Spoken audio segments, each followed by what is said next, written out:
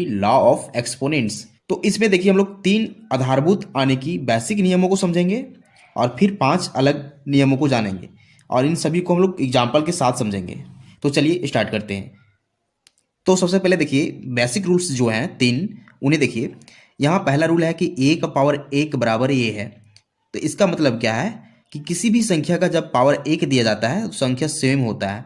यानी अगर हम बात करें, अगर 5 का पावर 1 की बात करें तो क्या हो जाएगा, सिर्फ 5 ही होगा, क्योंकि पावर 1 मतलब कोई चेंज नहीं, सिर्फ संख्या सेम हो जाएगा, यानी 5 का 5 ही रह गया। अब इसकी बात करें, जब किसी भी संख्या का पावर 0 होता है, जैसे यहाँ 1 का पावर 0 है और इसके बराबर में 1 होता है। अगर हम किसी भी संख्या को, मान लीजिए आपके पास संख्या 48 है और अगर आप इसका पावर 0 देते हैं तो इसका जो वैल्यू आएगा वो 1 ही आएगा, क्योंकि किसी भी नंबर्स का पावर अगर 0 कर दिया जाए तो उसका वैल्यू 1 होता है। अब देखिए थर्ड रूल जो है, जो नेगेटिव नंबर है वो पावर में है। तो देखिए किसी भी संख्या का पावर्स अगर नेगेटिव नंबर रहे तो क्या होता है, 1 बटा वो पॉजिटिव बन जाता है पावर में, यानी कि इस पार्ट को हम लोग पॉजिटिव बनाने के लिए उसे 1 बटा के नीचे लिखना पड़ता है। जैसे अगर हम बात करें 5 का पावर -2, तो अगर इसे हम लोग पॉजिटिव बनाना चाहें तो क्या हो जाएगा, 1 बटा में 5 का पावर 2 हो जाएगा। ये होता है 3 बेसिक रूल। और इसके साथ हम लोग सबसे पहले जो इंट्रोडक्शन पार्ट था कि इस संख्या को पढ़ते कैसे हैं, यानी कि अगर हमें 8 का पावर 15 मिले तो हम पढ़ते कैसे हैं। तो देखिए 8 जो यहाँ है वो बेस होता है, यानी कि आधार कहलाता है, और जो 15 पावर में है उसे एक्सपोनेंट कहते हैं, तो इसे हिंदी में घातांक कहते हैं, इसे पावर भी बोलते हैं, यानी कि 8 का पावर 15। तो ये होता है घातांक के बेसिक रूल। अब हम लोग कुछ 5 अन्य नियम जो हैं उन्हें समझेंगे। तो देखिए पहला रूल है कि a का पावर m गुना में a का पावर n बराबर a का पावर m प्लस n। तो आप ध्यान दीजिए कि दोनों में जो बेस है, यानी कि आधार है, वो सेम है। यहाँ भी ये है, यहाँ भी ये है। अगर आधार सेम रहे तो पावर जुड़ जाता है, जैसे कि यहाँ m प्लस n हो चुका है। चलिए हम लोग एग्जाम्पल लेते हैं। तो मान लीजिए अगर हमारे पास एग्जाम्पल है 5 का पावर 2 है और गुना में फिर 5 का पावर 3 है, तो क्या हो जाएगा, इस नियम के अनुसार क्या हो जाएगा, हम आधार को सेम लिखेंगे यानी 5 का 5 ही लिखेंगे और पावर्स को जोड़ देंगे, यानी m प्लस n, यानी कि पावर्स यहाँ 2 और 3 है तो 2 और 3 को जोड़ देंगे, 2 प्लस 3 कर देंगे, तो क्या हो जाएगा, 2 प्लस 3 5 हो जाएगा, यानी कि 5 का पावर 5 हो जाएगा। और इसका जो वैल्यू आएगा वो आएगा 3125। तो ये होता है फर्स्ट रूल। अब हम लोग सेकेंड रूल को समझेंगे। तो देखिए सेकेंड रूल है कि a का पावर m है और भागा दिया जा रहा है a का पावर n से। तो यहाँ भी ध्यान दीजिए दोनों में बेस सेम है, यानी आधार सेम है। यहाँ भी ये है और यहाँ भी ये है, और सिर्फ घातांक का अंतर है, यानी कि पावर का अंतर है। तो भागा देना है, देखिए क्या हो जाता है, इसमें हम आधार सेम रखते हैं और ये घातांक घट जाते हैं, यानी m माइनस n हो जा रहा है यहाँ। चलिए एग्जाम्पल लेते हैं हम लोग। अगर हमारे पास कोई संख्या हो, जैसे अगर 7 है और 7 के पावर में 6 है और भागा देना है हमें फिर सेम आधार वाली संख्या, यानी 7 का आधार, और फिर यहाँ अगर घातांक हमारे पास 3 हो तो क्या हो जाएगा, हम जानते हैं पावर घट जाते हैं, आधार सेम रहता है। तो 7 आधार लिखेंगे और पावर को माइनस करेंगे, 6 माइनस 3 कर देंगे, क्योंकि यह नियम है। अब 6 माइनस 3 कितना हो जाएगा, सिर्फ 3 बचेगा, यानी 3। तो देखिए 7 का पावर 3 करें, इसका क्या मतलब है कि 7 को हम लोग 3 बार गुना कर रहे हैं, तो इसका जो रिजल्ट आएगा 7 गुना 7 49, और 49 गुना 7 यानी 350 में से हम 7 को घटा देंगे तो क्या हो जाएगा 343। अब हम लोग थर्ड रूल को समझेंगे। इसमें क्या है कि अगर a का पावर m रहे और टोटल का पावर n रहे तो क्या हो जाता है, a का पावर m गुना n हो जाता है, यानी कि पावर गुना हो जाता है। तो देखिए इसमें भी एग्जाम्पल लेंगे। अगर हमारे पास कोई संख्या हो, मान लीजिए 2 है, 2 का पावर अगर 4 लेते हैं और फिर टोटल का जो पावर है वो ऊपर से अगर 2 है तो क्या हो जाएगा, नियम के अनुसार क्या हो जाएगा, पावर गुना हो जाएगा, 4 गुना 2 हो जाएगा, यानी कि आधार 2 लिखेंगे और पावर को गुना कर देंगे, 4 गुना 2। इसमें क्या हो रहा है, पावर गुना होगा 4 गुना 2 यानी कि 8।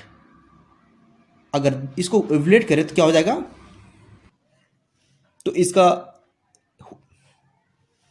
इसका मतलब है कि 2 को 8 बार गुना करना है। इस प्रकार से देखिए 8 बार हम लोग लिख चुके हैं, तो 2 का पावर 8 मतलब 2 को 8 बार गुना किया जा रहा है। तो देखिए हम लोग 8 बार गुना कर रहे हैं, 1 2 3 4 5 6 7 8।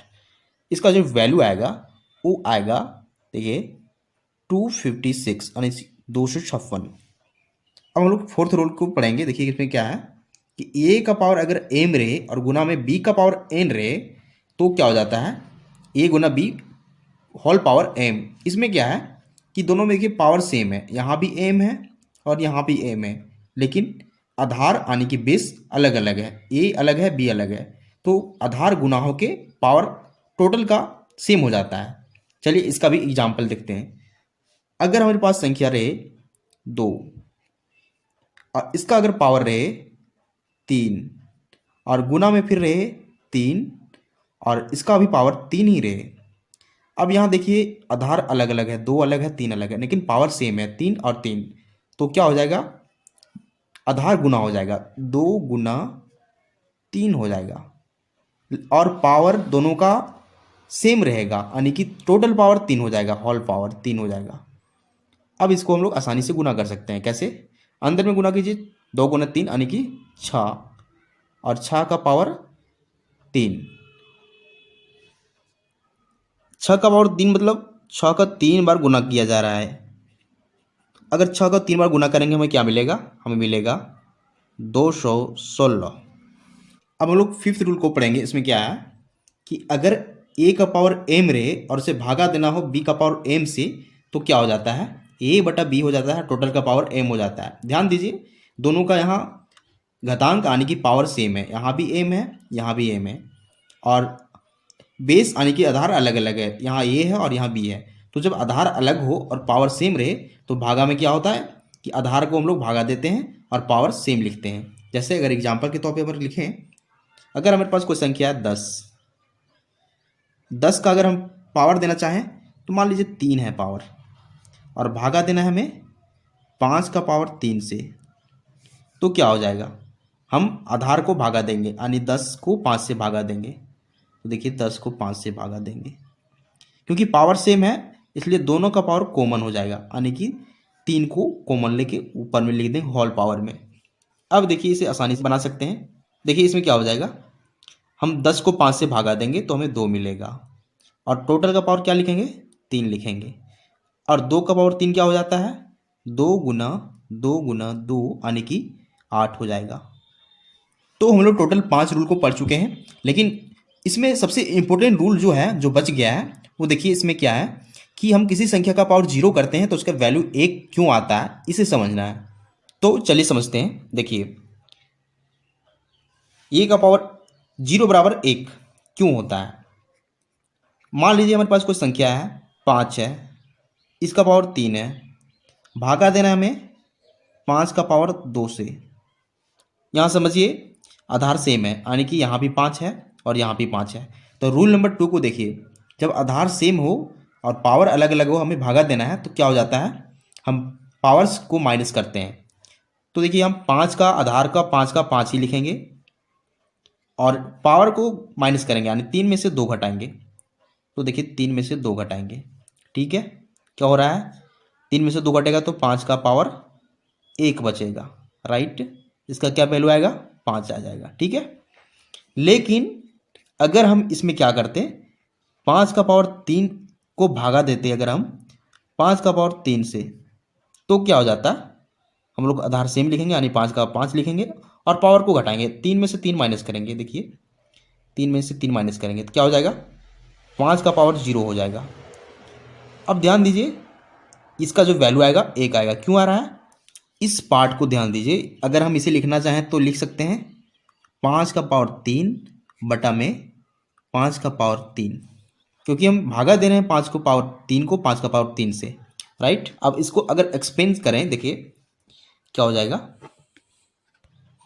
ऊपर में 5 का पावर 3 है, इसका मतलब कि 5 को 3 बार गुना करना है, इस प्रकार से। नीचे 5 का पावर 3 है यानी नीचे भी 5 को 3 बार गुना करना है। संख्याएं ऊपर नीचे कट जाएगी क्योंकि बराबर संख्या है, तो 5 का 5 तीनों कट जाएगी। इसका मतलब इसका जो वैल्यू आएगा 1 आएगा। तो इससे साफ पता चल रहा है कि जब पावर सेम हो तो क्या हो जाता है, माइनस होकर 0 हो जाता है।